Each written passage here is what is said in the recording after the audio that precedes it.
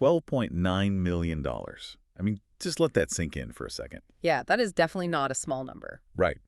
According to Gartner, that is the average annual financial hit organizations take simply because of poor data quality. Almost $13 million every single year, just evaporating into thin air. Just completely gone. And honestly, the hidden cost of that hemorrhage goes far beyond just the balance sheet, too. Oh, absolutely. Welcome to Dataverse by Nina Paul, episode 20.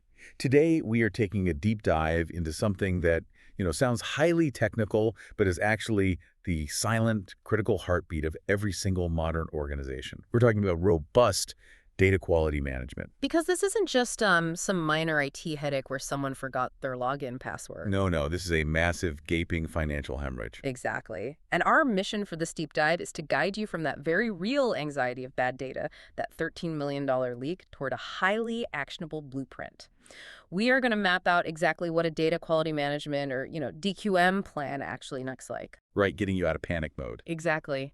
It's about shifting from constantly putting out data fires to building a fireproof foundation so you can actually trust the insights your business runs on. I love that. So if we follow the trail of bad data, the first place it inevitably hits is the bank account.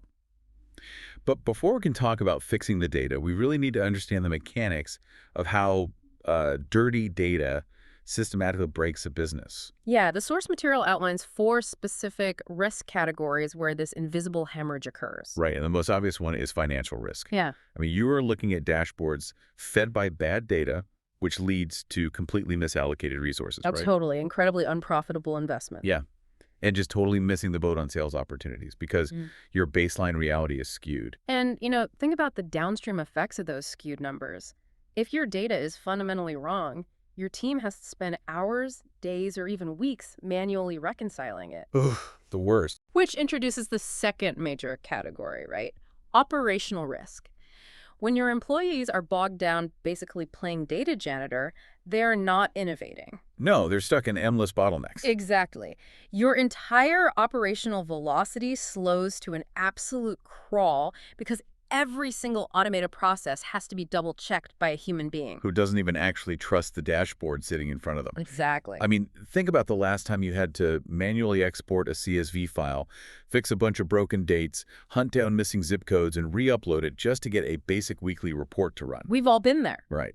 Now, multiply that soul-crushing feeling by 10,000 employees. That is the operational risk we are talking about. And then it gets legally terrifying with the third category. Compliance risk. Oh, yeah, this is the big one. If you're operating with inaccurate data, you're basically walking blindfolded through a minefield of modern regulations, tax laws, financial reporting rules, massive data privacy frameworks like GDPR. Yeah, and you fail a compliance check because your data was poorly managed, and the penalties can reach into the hundreds of millions. It's no joke. Totally. And the fallout from a compliance failure naturally triggers the fourth and perhaps most dangerous risk. Reputational risk.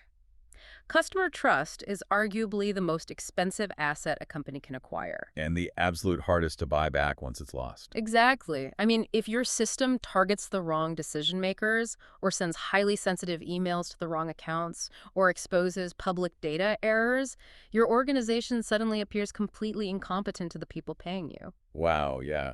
Externally, your customers think you don't even know who they are. Right. And internally, your own executives stop believing the daily reports. And when leadership stops trusting the data, they regress to making decisions based on, gut feeling. Which completely defeats the purpose of investing in a modern data-driven architecture in the first place. Exactly. Okay, let's unpack this.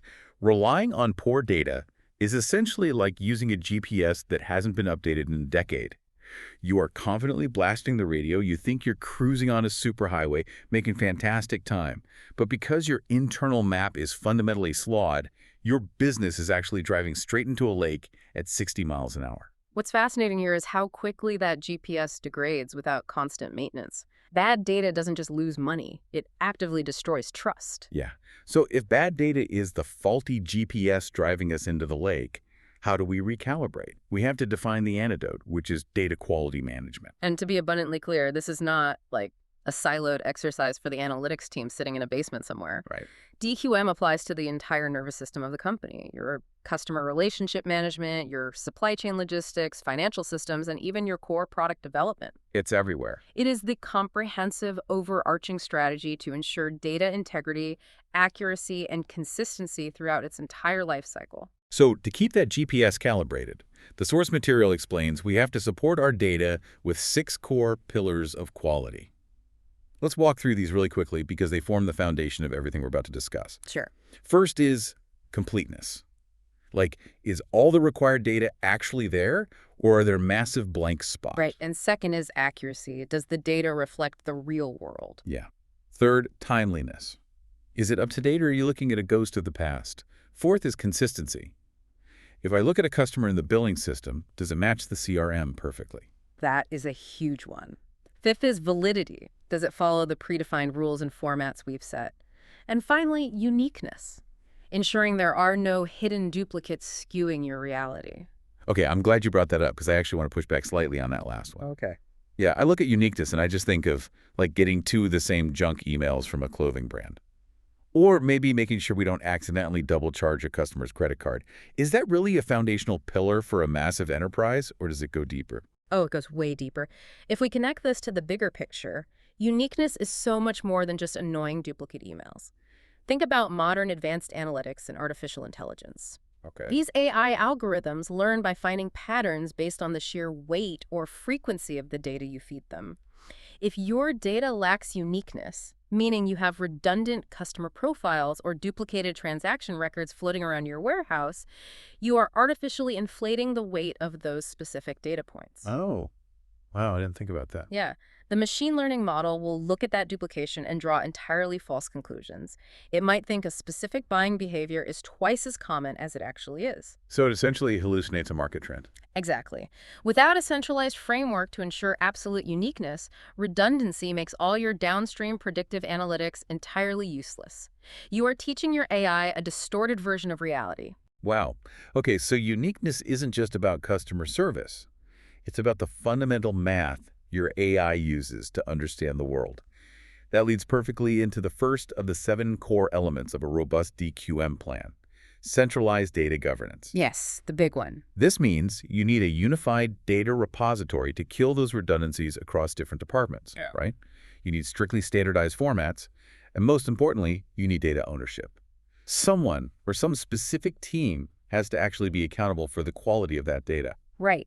Governance acts as the constitution for your entire data ecosystem. It sets the rules of engagement. But, a constitution doesn't automatically govern the people. You have to enforce it. The rules are useless if you don't build the active plumbing to execute them. Which brings us to getting your hands dirty. Governance is the rule book, but how is data actively cleaned and tested as it moves through a company's veins? Yeah, let's talk about the actual processes: validation, cleansing, transformation, and ETL testing. Starting with validation.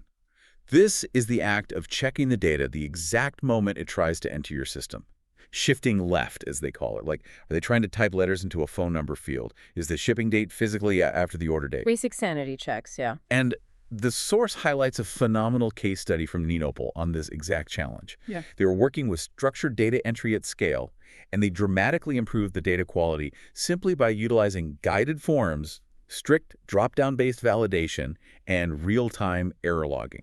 They just didn't let the bad data in the door. Which is brilliant. Stopping it at the door is the ideal scenario. But the messy reality of enterprise data is that things will slip through, or you'll ingest massive legacy data sets that are just already broken. Right. That is when you move to the second step: cleansing.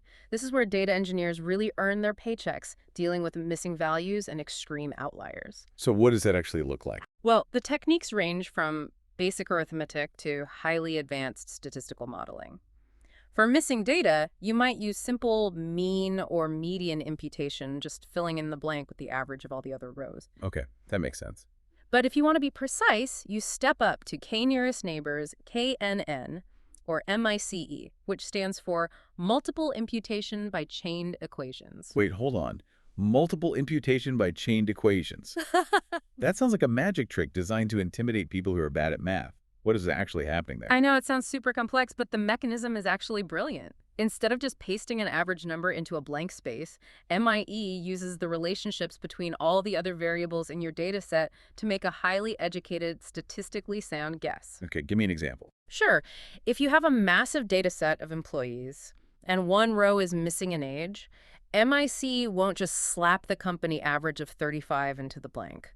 It will look at that specific employee's job title, their salary, and their years of experience, and run a chain of equations to predict what that missing puzzle piece logically should be based on everyone else with similar traits. That is incredibly smart. It's using the surrounding context to fill in the blank. Exactly. And what about the data points that aren't missing but are just wildly out of bounds, like the outliers? For outliers, you rely on anomaly detection.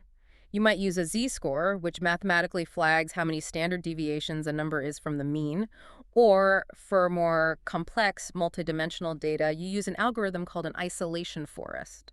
Okay, how exactly does an isolation forest isolate something? Right. Because the text mentions it's based on how few splits it takes to separate the data. But if you don't know what a decision tree is, that means nothing. Right, fair point. Think of it like playing the game Guess Who. If you are trying to guess a totally average normal face in a crowd of hundreds, you have to ask a lot of questions, a lot of splits to narrow it down. Do they have brown hair? Do they have glasses? Right, it takes a while. But if one single person in that crowd is wearing a bright neon clown wig, it only takes one single question to isolate them from everybody else. Oh. Yeah. An isolation forest algorithm randomly asks yes or no questions of the data. The data points that get isolated after just one or two questions are mathematically proven to be extreme anomalies. Here's where it gets really interesting. Think of this whole ETL pipeline extract transform load like a high-tech water filtration plant. I like that. Yeah, so validation, which we talked about earlier, is the heavy metal grate at the very beginning of the river blocking the large, obvious debris. You simply don't let a tree branch or a text string in a date field into the pipes. Exactly. And then cleansing is the chemical treatment process inside the plant. You are using these advanced algorithms, the KNNs and isolation forests, to bind to and remove the microscopic impurities. You are neutralizing the missing values and filtering out the toxic outliers so they don't corrupt the entire reservoir. Right. And finally, transformation is where you bottle it perfectly for the consumer. You normalize the data so it's all on the same scale. You do feature engineering to combine old variables into new useful metrics, and you encode categorical variables. Right, because machine learning models only speak math. Exactly. You have to encode a text label like changing the category red or blue into a 1 or a 0, so the models can actually digest the information. The filtration analogy is perfect, but there is a crucial final step. Just like a real filtration plant, you have to constantly test the water at every single stage of the facility. You can't just check the water when it's already in the bottle. Yeah, that's too late. Exactly. That's where ETL pipeline testing comes in. You need unit tests to verify individual pieces of logic. You need flow tests to ensure data doesn't mutate or leak as it travels between stages. You need load testing to ensure the pipes don't burst under heavy volume, and end-to-end testing for the big picture. And the sources list an entire arsenal of tools designed specifically for this.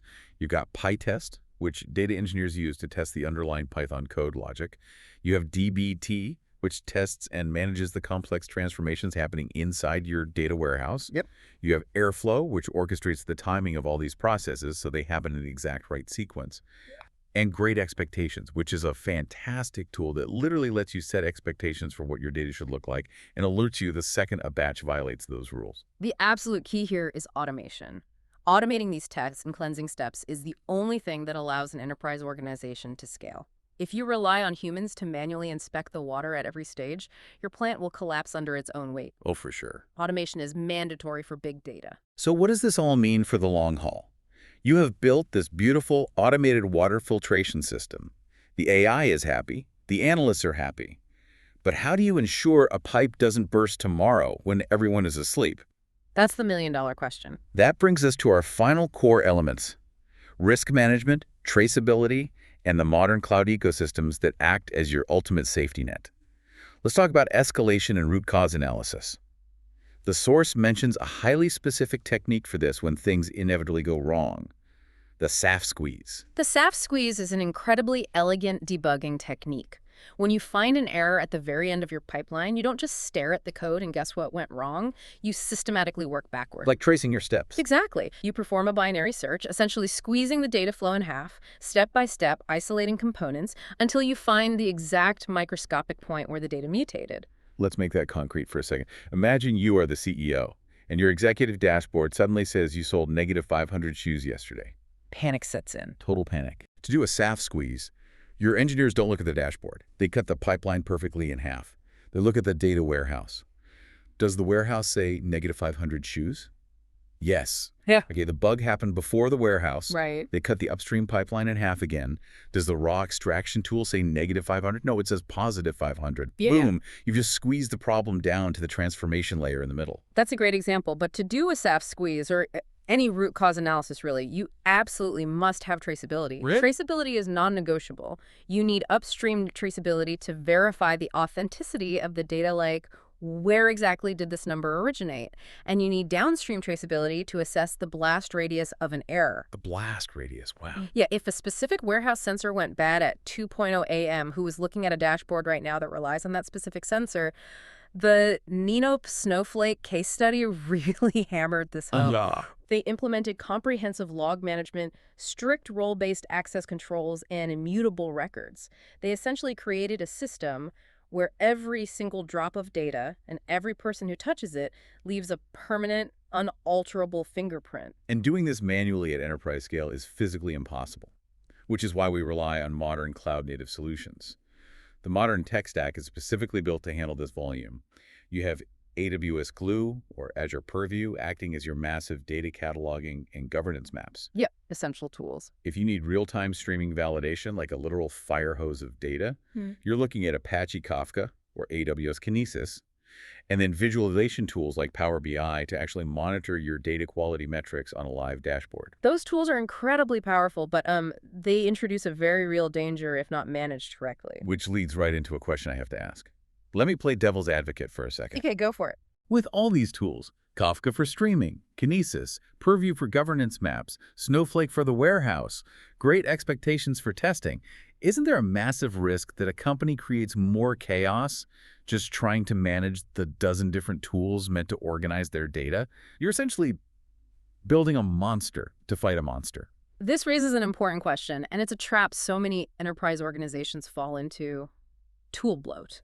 Buying expensive software does not buy you governance. Right. That is exactly why you cannot rely on tools alone. You need foundational frameworks.